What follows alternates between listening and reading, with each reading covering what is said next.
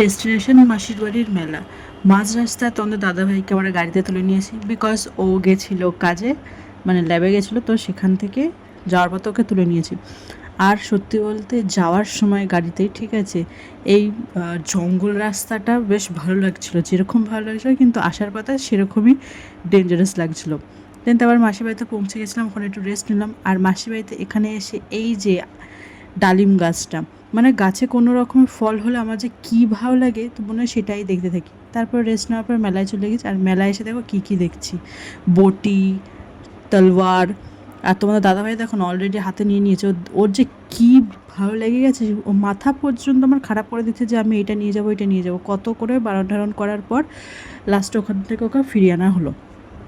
দেন তারপরে এখানে সবাই মিলে একটু দাঁড়িয়েছিলাম, কারণ ওরা একটু ডিস্কো টিস্কো চড়তে গেছিলো, আমার ননদ আর দেওররা।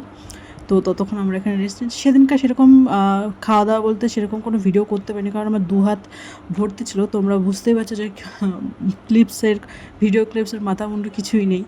এদিকে ভাই ফুচকা খাচ্ছিল, তো ওকে জিজ্ঞেস করলাম যে কীরকম হয়েছে, বলছে খুব টেস্ট। আমি যেহেতু ওই মেলায় যেখানে সেখানের ফুচকা আমি খাই না, তো আমি সেটা কিছু বলতে পারবো না। দেন আমরা মেলা টেলা ঘুরে ঠুরে মাসি বাড়িতে রেস্ট নিয়ে দেন বাড়িতে ফিরবো। তো টাটা বাই, কেমন হলো অবশ্যই জানিয়ে।